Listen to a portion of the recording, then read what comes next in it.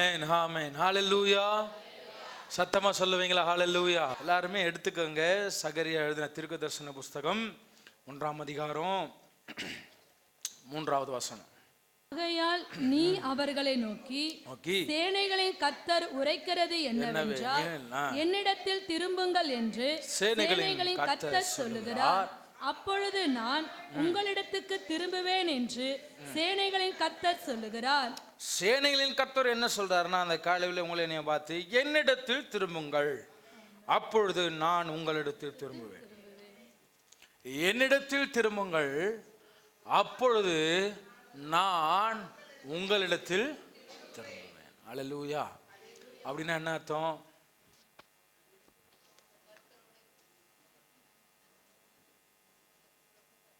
டைரக்டா மீனிங் அங்கே இருக்குது, சொல்லுங்க என்ன அர்த்தம்? சூப்பர். நாம கர்த்தர் பக்கம் திரும்பினாதான் இப்படி சொல்லலாமா? பக்கத்துல பார்த்து சொல்லுங்க, நாம கர்த்தர் பக்கம் திரும்பினாதான் அவர் நம்ம பக்கம் திரும்புவாராம். நான் சொன்ன மாதிரி சொன்னீங்களா? பக்கத்துல பார்த்து சொல்லுங்க, நல்லா சத்தமா சொல்லுங்க பாப்பா. அவன் காதுக்குள்ள போய் மனசுக்குள்ள உட்காந்துடணும். நான் சொல்ற மாதிரி சொல்லுங்க, நாம கர்த்தர் பக்கம் திரும்பினாதான் அவர் நம்ம பக்கம் திரும்புவாராம். அல்லேலூயா. அவர் திரும்புற நாள் எல்லாம் இருக்குதான். நம்ம திரும்பினாலும் அவர் நம்ம பக்கம் திரும்புற நாள் இருக்கு. எப்ப தெரியுமா? நம்ம பாவத்தில் அடிபட்டு உதப்பட்டு இல்லை கடக்கும் போது அவர் நம்ம பக்கம் திரும்புவார். ஆனால் நம்மளை தேடி வந்து மீட்டெடுத்து ஒரு லெவலுக்கு மேலே வச்சு நம்மளுக்கு ஒரு ஸ்தானத்தை கொடுத்த பிறகும் அவர் இந்த வார்த்தையை பார்த்து இந்த வார்த்தையை என்ன பண்ணுறாரு சொல்கிறார். என்ன வார்த்தை சொல்கிறாரு? நீ என் பக்கம் திரு. இஸ்ரவேல் ஜனங்களை யாரை கொண்டு மீட்டெடுத்தார் அப்படின்னு என்ன அர்த்தம்? கர்த்தர் தேடி போனார். யார் மூலமா? மோசே மூலமா இஸ்ரவேல் ஜனங்களை ஃபர்ஸ்ட் என்ன பண்றாரு? தேடி போறார் இல்லையா? ஃபர்ஸ்ட் தேடி போறார். அப்போ அவர் எதிர்பார்க்கல, எல்லாம் நீ என்கிட்ட ஃபர்ஸ்ட் திரும்ப, அப்போதான் நான் மோசேவை அனுப்புவேன்னு ஏதாவது அங்கே இருக்கா? ஸோ இவராக தான் என்ன பண்றாரு? மோசேவை அனுப்பி ஜனங்களை மீட்டெடுக்கும்படியா தாம்பக்கம் இழுத்துக்கும்படியா என்ன பண்றாரு? அனுப்புறாரு. இது ஃபர்ஸ்ட். இது எல்லாருடைய வாழ்க்கையிலும் கட்டாயமா நடந்திருக்கும். அடுத்த கட்டம், 2வது கட்டம் என்ன தெரியுமா? அவர் மீட்டெடுத்து பின்னாடி வந்த பிறகு இல்லை அவர் வில்டர்னஸ் நடத்துறாரு. நடத்தும் போதும் இங்க ஒரு விஷயத்தை எதிர்பார்க்கிறார். என்ன எதிர்பார்க்கிறார்? இப்ப அவர் எதிர்பார்க்கிறார். ஃபர்ஸ்ட் எதிர்பார்ப்பு இல்லாம அவர் தேடி வந்துட்டாரு. 2வது இப்ப மக்கள்கிட்ட என்ன எதிர்பார்க்கிறார்?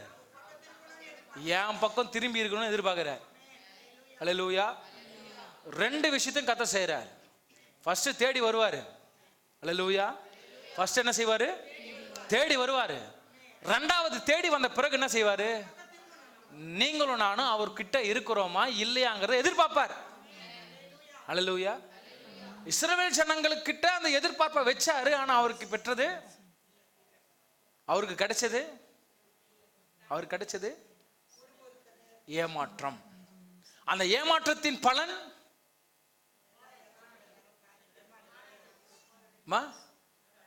சொல்றீங்க, கரெக்டா தான் சொல்றீங்க, சொல்லுங்க. அந்த ஏமாற்றத்தின் பலன் என்ன? போலையா?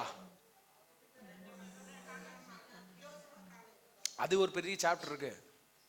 ஆனா கானான் தேசத்துக்கு போய் அந்த அந்த அந்த கூட்டத்திலிருந்து யாரோ ஒருத்தர் என்ன பண்ணிட்டாங்க? காலை வச்சுட்டாங்க. அது வேற சந்ததி, அது வேற சங்கதி. நான் சொல்ல வர வேண்டிய விஷயம் என்ன தெரியுமா? அந்த ஏமாற்றத்தின் பலன் என்ன தெரியுமா? 40 நாள் கானானுக்குள், 40 நாட்கள்ல கானானுக்கு போய் சேர வேண்டியவங்க 40 வருஷம் சுத்தி என்ன செய்யறாங்க? கேஃப். எவ்வளவு பெரிய இடைவேளை பாருங்க. யார் பண்ண தப்பு? தேடி வந்தவர் அப்பயே பிடிச்சிருந்தாங்கன்னா 40 நாள்ல போய் சேர்ந்துட்டு இருக்கலாம். அல்லேலூயா. தேடி வந்தவரை மறந்துட்டாங்க. தேடி வந்தவரை பார்க்க மறந்துட்டாங்க. தேடி வந்தவரை மதிக்காம போயிட்டாங்க. அதனால வந்த பலன் 40 வருஷம் இழுப்பு. அல்லேலூயா. அதுல எத்தனை பேர் ஒருவேளை 40 நாள்ல போயிருந்தாங்கன்னா ஒருவேளை அந்த கூட்டம் அப்படியே போயிருக்கலாம். ஆமாவா இல்லையா? இல்லை 40 வருஷன்றதுனால தான் அது நடுவில் நிறைய பேர் என்ன பண்ணிட்டாங்க? தங்களுடைய சுயநலத்தினால, தங்களுடைய சுய பாவத்தினால என்ன பண்ணிட்டாங்க? மறிச்சு போயிட்டாங்க. இழப்பு எவ்வளோ பெருசு பாருங்க.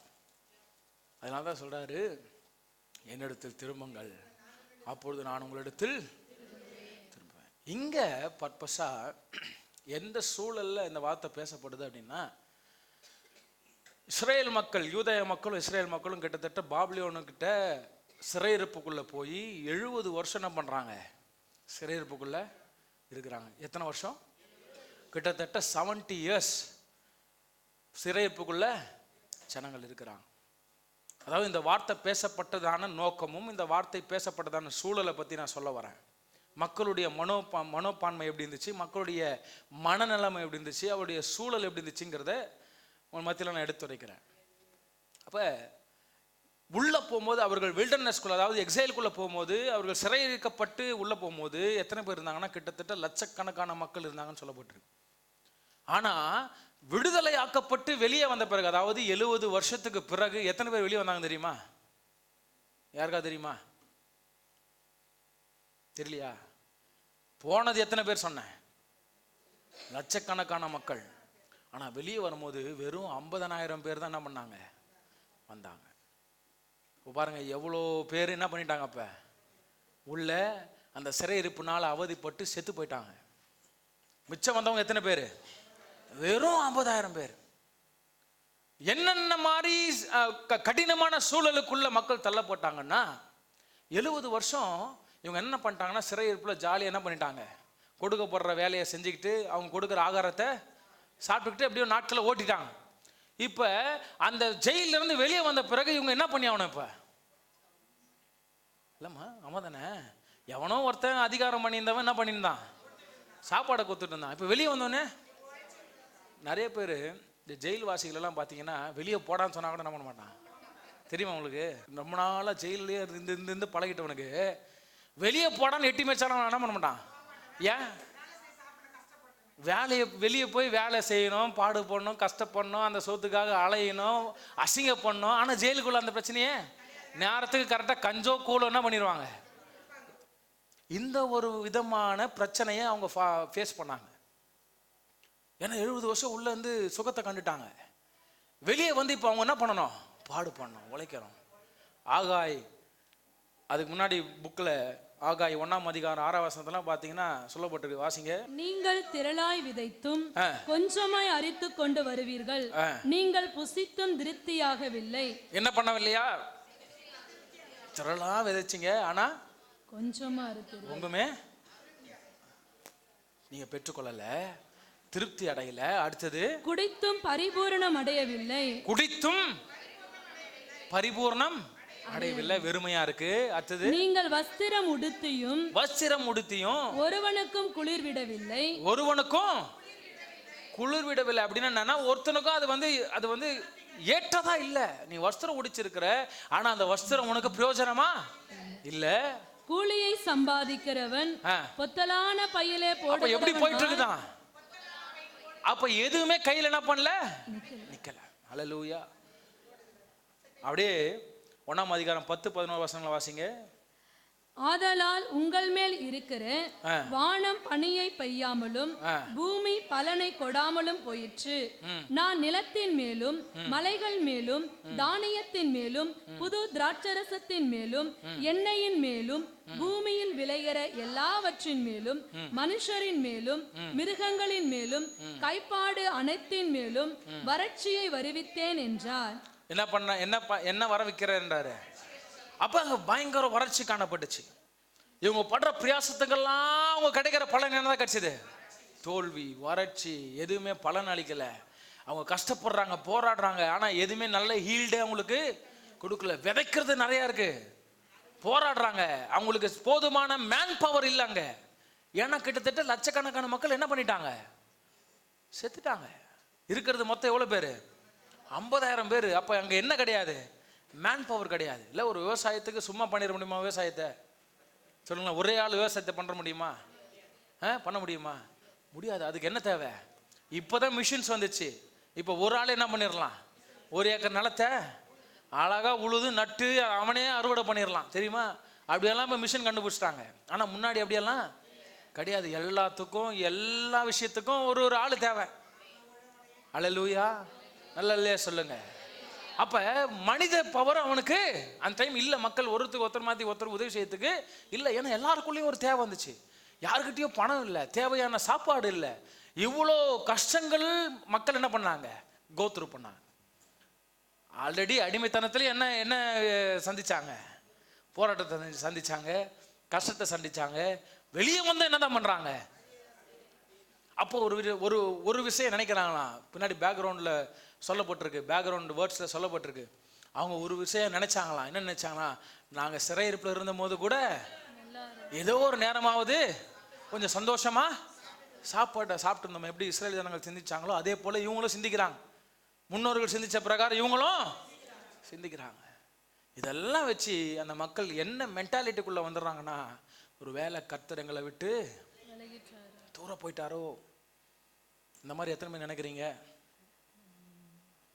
உங்களுக்கு வர போராட்டத்தை நினச்சி, உங்களுக்கு வர பிரச்சனைகளை நினச்சி, உங்களுக்கு வர பாடுகளை நினச்சி, உங்களுக்கு வர துயரங்களை நினச்சி, உங்களுக்கு வர நெருக்கடிகளை நினச்சி எத்தனை பேர் நினைக்கிறீங்க ஒரு வேளை கர்த்தர் என்னை விட்டு தூரம் போயிட்டாரோ?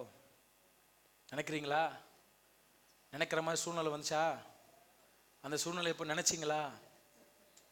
அல்லேலூயா, அல்லேலூயா. என்ன எல்லாம் அமைதியாயிட்டீங்க? நினைச்சிங்களா இல்லையானே என்னால் யூகிக்க முடியலையே உங்க அமைதியில பார்த்தா. நினைச்சிங்களா இல்லையா?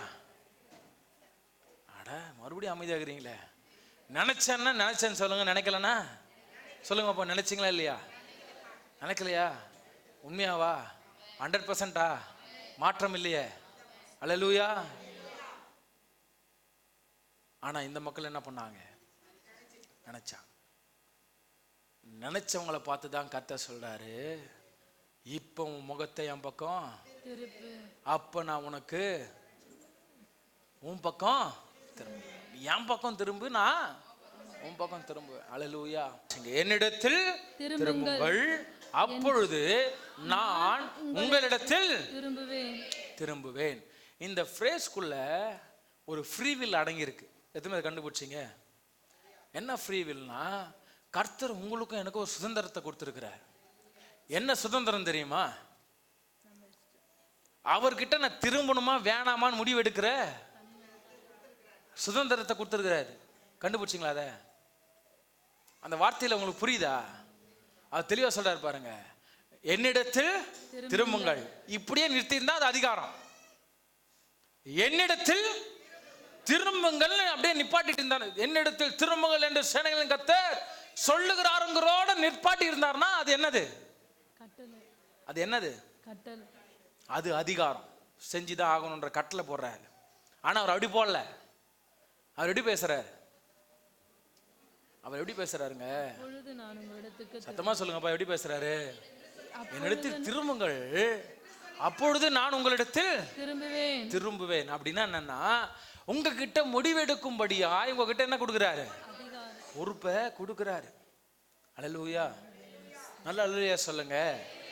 உங்களிடத்துல பொறுப்பை கொடுத்து பார்க்குறாரு. ஃப்ரம் த பிகினிங், எப்ப ஆதாம் ஏவாள் காலத்திலிருந்து அவர் என்ன செய்யறாரு? என்ன செய்யறாருங்க? சொல்லுங்க, என்ன செய்யறாருங்க? பொறுப்பை கொடுத்து பார்க்குறாரு. இவங்க என்ன செய்யறாங்கன்னு பொறுப்பை கொடுத்து பார்க்குறாரு. சூழ்நிலைகளை உருவாக்குறாரு. இவங்க என்ன செய்யறாங்கன்னு சூழ்நிலைகளை உருவாக்குறாரு. இக்கட்ட கொடுக்குறாரு. எதுக்கு? இவங்க என்ன செய்யறாங்கன்னு பார்க்க. இல்லாமைய உருவாக்குறாரு. என்னத்துக்கு? இவங்க என்ன செய்யறாங்கன்னு பார்க்கறதுக்கு. அல்லேலூயா. நம்ம என்னதான் செய்யறோம்? சொல்லுங்க, என்னதான் செய்யறோம்? உங்களுடைய தீர்மானம், என்னுடைய தீர்மானம் என்னவா இருக்கு? இடுக்கண் மத்தியில, இல்லாமையின் மத்தியில, போராட்டத்தின் மத்தியில, பிரச்சனையின் மத்தியில நம்ம எதை தீர்மானிக்கிறோம்?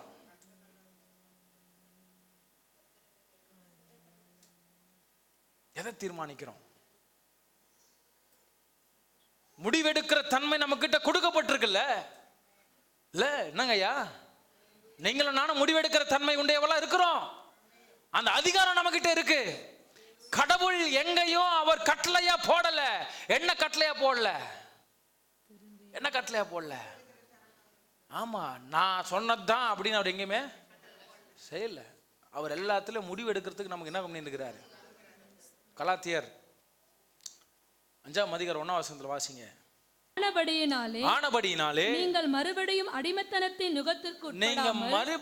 அடிமைத்தனத்தின் அடிமைத்தனத்தின் நுகத்திற்குட்படாமல் கிறிஸ்து நமக்கு உண்டாக்கின சுயாதீன நிலைமையிலே நிலை கொண்டிருங்கள் பவுல் சொல்றார். அல்லேலூயா. சுயாதீன நிலைமை, ஆதி காலத்திலிருந்தே கர்த்தர் அந்த சுயாதீன நிலைமையை நமக்கு கொடுத்திருக்கிறார். நன்மை தீமையை முடிவெடுக்கிற அந்த அதிகாரத்தை கர்த்தர் நமக்கு கொடுத்திருக்கிறார். அவர் தெளிவா சொல்றார், என்கிட்ட திரும்ப அவர் அதிகாரமா பேசுற, என்கிட்ட திரும்புறதும் திரும்பாததும் அது உங்ககிட்ட தான் இருக்கு. அல்லேலூயா. எதுவுமே அதை ஏத்துக்கிறீங்க? அவகிட்ட திரும்புறதும் திரும்பாததும் நான் தான் செய்யணும். அவர்கிட்ட திரும்பினா நான் நல்லா இருக்க போறேன், அவர்கிட்ட திரும்பலனா நான் உதப்பட போறேன். Very simple. அல்லேலூயா. அதே மாதிரி இங்க இன்னொரு வார்த்தையும் அடங்கியிருக்கு. நீங்க திரும்பினாதான் அவர் உங்க மத்தியில திரும்புவார். தற்றவனுக்கு தான் கதவு திறக்கப்படும். அவர் பர்வதத்தில் அமர்ந்திருக்கிறவனுக்கு தான் ஒத்தாசை வரும். அல்லேலூயா. வாயை திறக்கிறவனுக்கு தான் என்ன உண்டாகும்? நன்மை உண்டாகும். செஞ்சாதான். அல்லேலூயா. அவர்கிட்ட போய் நின்னாதான், அவர் சமூகத்தில் உட்கார்ந்தாதான். உட்காராத ஒளிய அவர்கிட்ட இருந்து எந்த நன்மையை நீங்க நான் என்ன பண்ண முடியாது, எதிர்பார்க்கவே முடியாது. இந்த வருஷத்தின் வாக்குத்தத்தம் என்ன?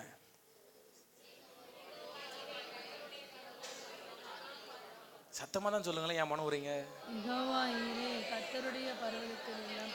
எல்லாம் பார்த்து கொள்ளப்படும்.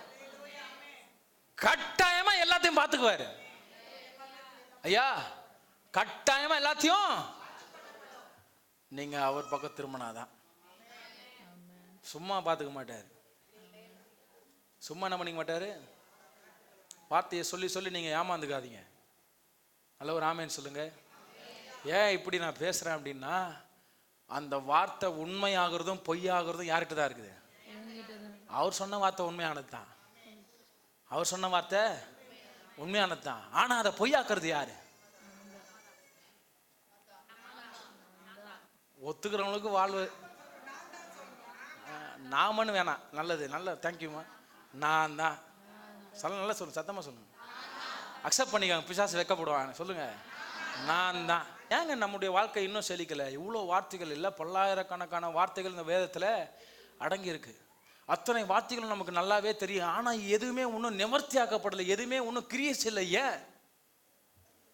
ஏன்னா நாமளே அந்த வார்த்தைகள் என்ன பண்ணிட்டு இருக்கிறோம்? பொய்யாக்கிட்டு இருக்கிறோம். அதனுடைய வல்லமையை நாமளே நம்ம என்ன பண்றோம்? தடுத்து போடுறோம். இன்னைக்கும் ஏன் வசனத்தினுடைய நன்மையை நம்மளால பரிபூர்ணமா பெற்றுக்கொள்ள முடியல? சிலர் பெற்றுக்கொள்றாங்க, சிலர் பெற்றுக்கொள்ள முடியல. ஏன் அந்த ஏற்றத்தாழ்வு? நான் இங்க பணக்காரன் ஏற ஏற்றத்தாழ்வு நான் சொல்லல. சிலருக்கு வசனம் கிரியை செய்து, சிலருக்கு வசனம் கிரியை செய்யல. ஏன் இந்த ஏற்றத்தாழ்வை நான் இப்ப உங்க மத்தியில எடுத்து சுட்டி காட்ட விரும்புறேன். அல்லேலூயா. ஏன்? என்ன ரீசன்? பேசுங்க. எங்க நம்ம வசனத்தை பொய்யாக்குறோம்? பணத்தையே வச்சுக்கிறோமே. ஏன்னா மோஸ்டா நம்ம விழுறது எங்க தான்? மோஸ்டா நம்ம விழுற இடம் எங்க தான்? பணம் தான் விழுறோம் இல்ல? பணம் என்றால் பாதாளம். சாரி, பிணம் கூட வாயை பழக்கமா கட்டியே வச்சாலும் கிழிச்சுக்கிட்டு வாயை திறக்குதான் பணம். அப்போ அந்த பணம் தான் நமக்கு இன்னைக்கு என்னதான் உண்டாக்குது? கேட உண்டாக்குது. அல்லேலூயா. பணத்தையே பேசுவோமே. இப்போ இங்க நீங்க சொல்லுங்க, எல்லாத்தையும் பார்த்து கொள்வார் கர்த்தர். இந்த வசனம் இப்போ பணத்தில் எப்படி பொய்யாவது?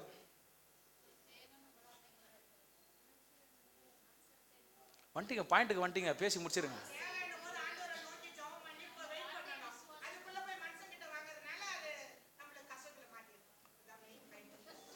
கரெக்டாக சொன்னாங்க. தேவனும் போது அவங்கிட்ட போய் இங்க நீட்டி இருந்தா நல்லா இருந்திருப்பீங்க. இங்க நீட்டினதுனால அவன் கொடுத்துருவான். ஆனா ஒரு காலகட்டத்து பிறகு அவன் இப்படி தூக்குவான். அப்படி தூக்கும் போது உங்களுக்கு மானக்கேடா இருக்கும். ஆமாண்ணா இல்லையா? காலைல ஆராதனை கூட அந்த ஒரு சைனை சொல்லி கொடுத்தேன். எப்படிங்க நம்ம தேவனை நோக்கி பார்க்கறது? எப்படி அது என்ன இண்டிகேஷன் பண்ணலாம்? என் பக்கம் திரும்ப, அப்போது நான் உன் பக்கம் திரும்புவேன்னு சொல்லியிருக்கிறாரு. அவர் பக்கம் திரும்புறதுல என்ன பண்ணலாம் அப்படின்னா, இப்போ உதாரணத்துக்கு நம்ம இவ்வளோ நேரம் எதை பற்றி பேசிட்டு இருந்தோம்? கடன் பிரச்சனையை பற்றி பேசிட்டு இருந்தோம் இல்லை? வசனம் என்ன சொல்லி கொடுக்குது?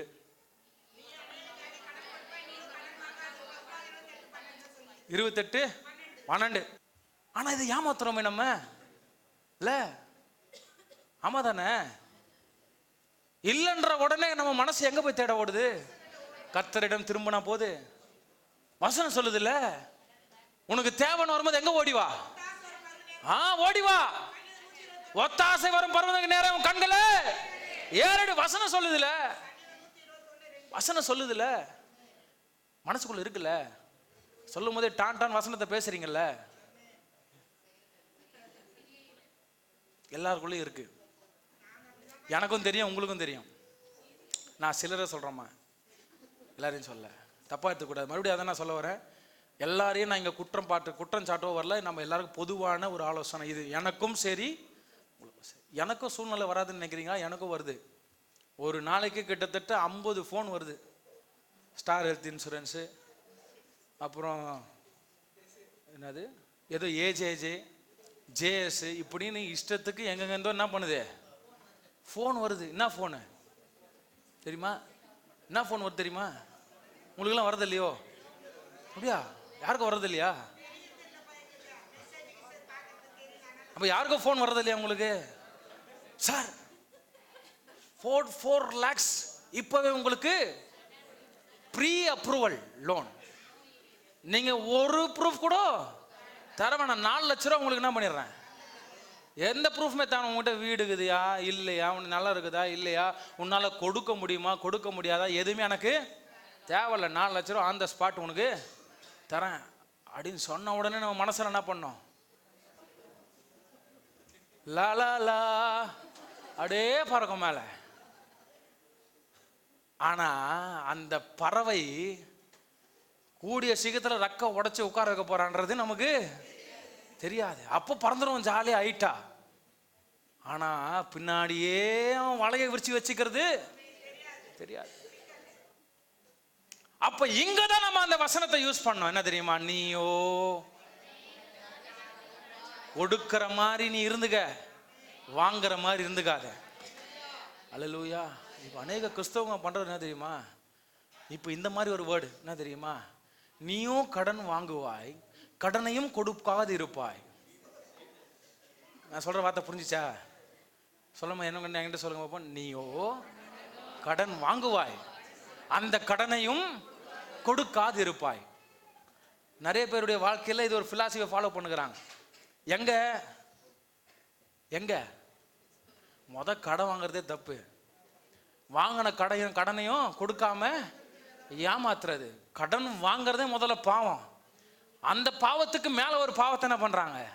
அடுக்குறாங்க. அல்லேலூயா, நல்ல அல்லேலூயா சொல்லுங்க. அதெல்லாம் மகா பெரிய பாவம். கடன் கொடுத்தவங்க கொஞ்சம் வயிறு இருந்தானா கூட நீங்க வாங்கினவங்க அபேஸ் ஒன்றும் இல்லாமல் போயிடும். நல்ல ஒரு ஆமேன்னு சொல்லுங்க.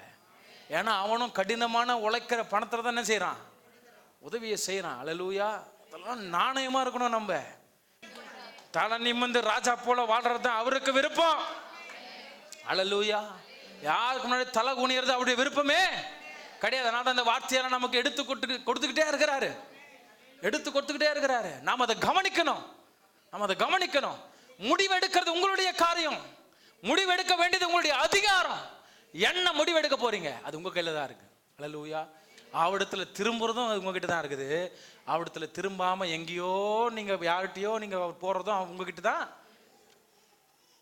இருக்கு. அல்லேலூயா. இந்த மக்கள் போராட்டத்தின் மத்தியில் கர்த்தரை மறக்கிறான். கர்த்தரை மறக்கிறதுனால தான் சகரியா தீர்க்கதரிசி மூலமா ஒரு வார்த்தையை நினைவூட்டுகிறாரு. நீங்கள் அவரிடத்தில் திரும்புங்கள், அப்பொழுது அவர் உங்கள் மத்தியில்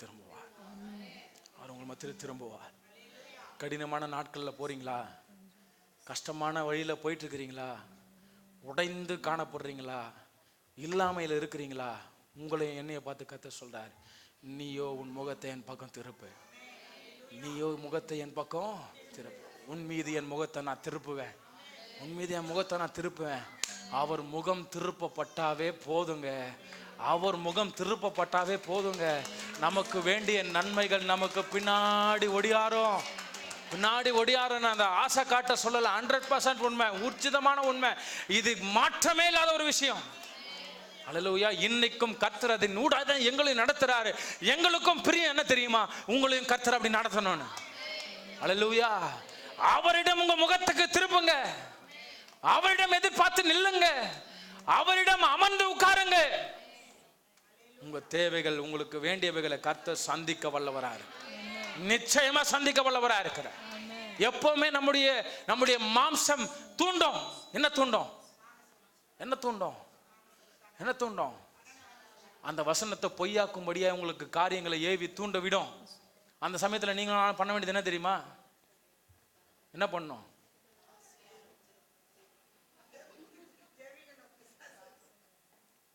அமைதல் காப்பது மிக மிக முக்கியம். அல்லேலூயா.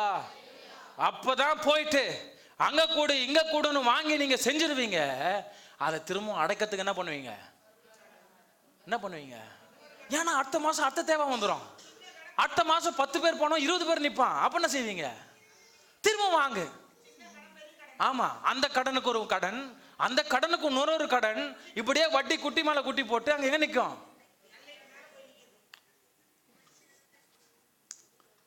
இப்ப சொல்லுங்க, கர்த்தருடைய பருவத்தில் எல்லாம் பார்த்து கொள்ளப்படும். கடவுளுடைய பிளான் எப்பவுமே பெஸ்டா தான் இருக்கு. எப்பவுமே நாம சொல்லி ஏத்துக்கிறீங்க. கடவுள் உங்களுக்காக ஒரு சித்தத்தை வச்சிருப்பாரு. ஃபார் ஷியோர் உங்களுக்கு சித்தத்தை வச்சிருக்கிற. கட்டாயமா முகாந்திரம் இல்லாமல் எவரும் இங்க உட்காரல, யாரும் இங்க இருக்கல. ஆமா, முகாந்திரம் இல்லாம இப்ப நீங்க உயிரோட இருக்கிறதே அவரால் தான். முகாந்திரத்தோட தான் இருக்கிறீங்க. உங்க நாசியில சுவாசம் வருதுன்னா அது அவருடைய முகாந்திரம். அவர் நிர்ணயிச்சு வச்சிருக்கிறார். அப்படின்னா he has a plan for you. உங்களுக்கான பிளான் அவர்கிட்ட இருக்கு. பிளான் இருக்கு. உதாரணத்துக்கு பார்த்தீங்கன்னா ஜூன், ஜனவரி, பிப்ரவரி, மார்ச் மாதம் உங்களுக்கு ஒரு 40,000 ரூபா தரப்போறேன்னு வச்சுக்கோங்களேன். அவர் தரத்துக்கு அவர் ரெடியாக இருக்கிறார். 40,000 ரூபா என்னைக்கு கிடைக்க போகுது? மார்ச் மாதம் கொடுக்க போகிறதா அவர் யோசிச்சு வச்சிருப்பார். நம்ம என்ன பண்ணுவோம்? ஜனவரி மாதமே ஒரு 80,000 வாங்கு. ஆனால் அவர் கொடுக்க போகிறது எவ்வளோ? நம்ம செலவு பண்ண போகிறது எவ்வளோ? இப்போ பாருங்க எங்கே மாற்றோன்னு. அப்போ இப்படி தாங்க ஒவ்வொன்றும் நம்ம சிக்கிட்டு இருக்கிறோம். அவர் ஒரு பிளானை வச்சிருக்கிறார். அந்த பிளானுக்கு நம்ம என்ன பண்ணோம்? நம்ம கொஞ்சம் அடங்கி இருந்தோம்னா 2 மாதம், அந்த 2 மாதம் கொஞ்சம் நம்ம அடக்கி இருந்தோம்னு வச்சுக்கிறோங்களேன். எப்படி கிடைக்கும்? நல்ல ஒரு வார்த்தை கேட்சி என் காதில், சும்மாவே கடிச்சிருக்கணும். அப்போ நல்ல ஒரு அலையிலையா சொல்லுங்க. இந்த மாதிரி சின்ன சின்ன விஷயங்கள்ல நாம் அவர் பக்கம் திரும்பி நிற்க வேண்டியது அவசியமா இருக்கு. அல்லேலூயா. ஏன்னா சின்ன விஷயங்கள் தான் பெருசாக நம்ம போய் மாட்டிக்கிட்டு இருக்கோம். ஆமேன்னு சொல்லுங்களேன். எந்த முடிவு எடுக்கனாலுமே சரி, அவருடைய முகத்தை நாடி நில்லுங்க, அவருடைய முகத்தை நாடி நில்லுங்க. ஏன்னா அவர் நம் பக்கம் திரும்பி இருந்தா எல்லாம் நமக்கு சாதகமான. அவர் நம் பட்சத்தில் நின்னார்னா எல்லாம் அவருக்கு நமக்கு சாதகமாக நிற்கும். 100%. இது மாற்றமே இல்லை. உங்களை உற்சாகப்படுத்த நான் சொல்ல, தத்துருவமா நாங்கள் அனுபவித்து கொண்டிருக்கிறத உங்கள் மத்தியில் நாங்கள் பேசுகிறோம். அல்லேலூயா. இல்லைங்கிறப்ப இல்லைன்னு உட்காருங்க, தப்பே கிடையாது. இருக்கிறப்ப தாராளமாக செய்யுங்க. இருக்கிறப்ப கிருமித்தனம் பண்ணக்கூடாது. இருக்கிறப்ப தாராளமாக செய்யலாம். வச்சுக்கிட்டே என்ன பண்ணுவாங்க? இல்லைங்க இல்லைங்க அப்படின்னு கை காட்டி வச்சுக்கலாம். அப்படியே தான் போயிடும். இல்லைன்னு ஆயிரும். இருக்கிறத இருக்கிறபடி பேசுங்க. உள்ளதை இருக்கிறதா செயல்படுங்க, தப்பே கிடையாது. இருந்ததுன்னா சந்தோஷமா இருங்க, இல்லைன்றப்ப அமைதியா இருங்க. அப்ப நம்ம தப்பு வைக்கப்பட்டுரும். ஆனா நம்முடைய வாழ்க்கை அதிகபட்சமா எதுக்கு செயல்படுது அப்படின்னா, பாவத்திற்கு அடிமைத்தனமா போறது தான்.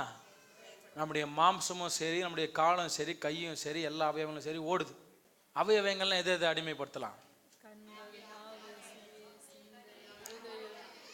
ஃபர்ஸ்ட் இதுதான் கண்ணு, ரெண்டாவது அப்புறம் முழு சிஸ்டம் எல்லாமே. கையை, காலு, காது, கண்ணு, மூக்கு, வாய் எல்லாத்தையும் என்ன செய்யணும்? எதுக்கு அடிமைப்படுத்தணும்? நீதிக்கு அடிமைப்படுத்தணும். அல்லேலூயா. நீதிக்கு அடிமைப்படுத்தப்பட்டு இருந்தால் கட்டாயமா சொல்லுவேன், நாம பாவத்திற்கு ஒருபோது என்ன பண்ண மாட்டோம்? இவைகளை செயல்பட அனுமதிக்க மாட்டோம். அல்லேலூயா. செயல்பட மாட்டோம். எதுவுமே ராமன் சொல்றீங்க. அடுத்தது வாசிங்க. பாவத்திற்கு நீங்கள் அடிமைகளாயிருந்த காலத்தில் நீதிக்கு நீங்கினவர்களாயிருந்தீர்கள். இப்பொழுது உங்களுக்கு வெட்கமாக தோன்றுகிற காரியங்களினாலே அக்காலத்தில் உங்களுக்கு என்ன பலன் கிடைத்தது? அவைகளின் முடிவு மரணமே. இப்பொழுது நீங்கள் பாவத்தினின்று விடுதலையாக்கப்பட்டு தேவனுக்கு அடிமைகளானதினால் பரிசுத்தமாகுதல் உங்களுக்கு கிடைக்கும் பலன் என்னன்னா முடிவோ நித்திய ஜீவன். அல்லேலூயா. நம்ம ஆத்துமா நித்தியமா வாழணும் அப்படின்னா அவருக்கு அடிமைகளாய் நாம என்ன செய்யணுங்க? இருக்கணும். இப்படி சொல்ல விரும்புற திரும்ப வசனத்துக்குள்ள வந்துருவோம். அவர் பக்கம் நாம் திரும்பி இருக்கும் பொழுது நமக்கு நித்திய ஜீவன். அவர் நம் பக்கம் திரும்பினா நமக்கு கிடைக்க போறது என்னது? முடிவோ நித்திய ஜீவன். நம்மளுடைய முடிவோ நித்திய ஜீவன். அல்லேலூயா. ஆனா இந்த அடிமைத்தனத்திற்கு நம்ம அடங்கி இருப்பது நமக்கு ரொம்ப ரொம்ப என்னதுதாங்க? பல நேரங்கள் கடினமா இருக்கு. ஆமாவா? எதுவும் ஏத்துக்கிறீங்க? ஆமா தானே? கர்த்தருக்கு அடிமையா இருக்கிறது பல நேரங்கள் நம்ம மனசு என்ன பண்ண மாட்டுங்க? அதுல நிலையா நிக்க மாட்டேங்குது. அல்லேலூயா. உதாரணத்துக்கு என்னுடைய வாழ்க்கையை குறித்து நான் சொல்ல ஒரு விருப்பப்படுறேன். என்னன்னா, இப்போ என்னுடைய தகப்பன் எனக்கு தகப்பனாக இருந்ததை விட நான் அவருடைய மரண ப்ரேயர் மீட்டிங்கில் கூட சொல்லியிருக்கிறேன்.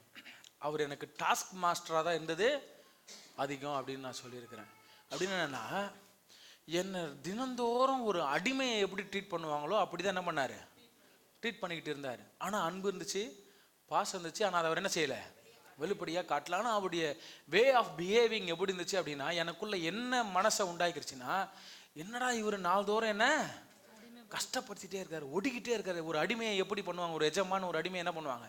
ஒரு எப்போ பார்த்தாலும் அந்த செய், இதை செய், அதை பண்ணு, இதை பண்ணு, அப்படியா போன இப்படியா வந்து, எங்கே போனாலும் உடனே இங்கே வா, இங்கே உட்காரு, அங்கே நில்லு, அங்கே நிற்காத, இந்த பேண்ட்டை போடு, அந்த பேண்ட்டை போடாத, இந்த சட்டை போடு, இந்த சட்டை போடாத, இந்த பனினை போடு, இந்த பனினை போடாத, இந்த தலை இப்படி வாரு, இது ஏன் பேக்கு மாதிரி வர்ற, அதை மாதிரி வர்ற, இப்படி வார்த்தைகள் கொட்டப்பட்டுருந்துச்சு என்கிட்ட. ஆனால் நான் சொல்கிறேன் பாருங்க, நல்லா கவனிச்சுக்கங்க பிள்ளைங்க, நல்லா கவனிச்சுக்கங்க. இந்த மாதிரி உங்களை கடினத்தின் வழியாக நடத்துகிற பெற்றோருக்கு அடங்கிருங்க. 100% உண்மை நான் சொல்கிறேன். ஏன்னா நான் எக்ஸ்பீரியன்ஸ் பண்ணதுனால சொல்கிறேன். அந்த நேரம் எனக்கும் உங்களை போல வருத்துந்துச்சு பிள்ளைங்களா. அந்த நேரம் உங்களுக்கும் என்னை போல எனக்கு உண்டாக்கப்பட்ட உங்களுக்கு எப்படியெல்லாம் வருத்தம் வருது அப்படி எனக்கு வந்துச்சு. ஏன்டா அப்படி பண்ணுறாங்க, என்னை ஃப்ரீயாக விட மாட்டாங்க, அதை செய்ய விட மாட்டாங்களே, எல்லாம் வருத்துந்துச்சு. ஆனால் அவர் மரணத்துக்கு பிறகுதான் அந்த கடினங்கள் என்னை எதினூடாய் வளர செய்ததுன்னு நான் உணர்ந்தேன். அல்லேலூயா. அந்த கடினமாய் நடத்தின பாதைகள் என்னை எப்படியா மெருகேற்றி வச்சிருக்கிறத நான் அப்புறம் தான் உணர்ந்தேன். அல்லேலூயா. ஸோ அதனால தான் நான் சொல்கிறேன், பிள்ளைகளுக்கு பணிவாக நான் சொல்கிறேன், கடினமாக இருக்கிற பெற்றோர்களுக்கு அடங்கிருங்க. அது உங்களுக்கு நன்மையை தேடித்தருமே ஒழிய ஒருபோதும் உங்களுடைய வாழ்க்கையை அது மனமடிவாக்கவே விடாது. பெற்றோர்களுக்கும் சொல்றேன், உங்க பிள்ளைகளை கடினமா நடத்துங்க, தைரியமா. பிள்ளைகளை நீங்க தான் போதித்து வழி நடத்தணும். நல்லவராலேயே சொல்லுங்க பாப். ஏன்னா நம்ம தகப்பன், பரம தகப்பன் எப்படியாப்பட்டவர் தெரியுமா? அவர் எல்லாவற்றையும் பார்த்துக் கொள்ளுவார். அவர் உண்மைதான், ஒரு எல்லாத்தையும் பார்த்துக்குவார், அது உண்மைதான். ஆனா அது எப்படி தெரியுமா பார்க்குவாரு? மேல இருந்து அப்படியே உங்களுக்கு என்ன பண்ண மாட்டாரு? சொல்லுங்களேங்க, என்ன பண்ண மாட்டாருங்க? ஒட்ட மாட்டாரு. தேவையா? பணத்தை அப்படி தூக்கி அப்படியே மிராக்கல்ல வர மாதிரி ஜீம் பூம்பான் மாதிரி என்ன பண்ணாது? டக்குன்னு தட்டில் தோன்ற மேலே தோண்ட என்ன செய்வ தெரியுமா? அந்த பணத்தை சம்பாதிக்கிறதுக்கான வழியை உங்களுக்கு ஆயத்தம் பண்ணி கொடுப்பார். அதை எப்படி சம்பாதிக்கணுன்ற டெக்னிக் உங்களுக்கு சொல்லி கொடுப்பாரு. சொல்லி கொடுத்து போதித்து சிச்சித்து உங்களை என்னையும் மெருகேற்றுவார். அதுதான் நம்ம பரம தகப்பன் பண்ற வேலை. அல்லேலூயா. சொல்ற வார்த்தையை அப்படியே கீழ்ப்படிங்க, நீங்க நல்லா இருப்பீங்க. அல்லேலூயா. நல்லா இருப்பீங்க. பெற்றோரும் உங்களுடைய பிள்ளைகளை கண்டிப்பா வளங்க. பெற்றோரா இருக்கிற நீங்க அன்பையும் வெளிப்படுத்துங்க, பாசத்தையும் வெளிப்படுத்துங்க. உங்களை விட்டு அந்த பிள்ளைங்க என்ன பண்ணக்கூடாது? வெளியே போகக்கூடாது. அந்த மாதிரி பிஹேவ் பண்ணுங்க. கடினமாகவும் இருங்க. உங்க மேல நீங்க கண்ணை அசைச்சாவே என்ன செய்யணும்? பிள்ளைங்க நடுங்கி இருக்கணும்.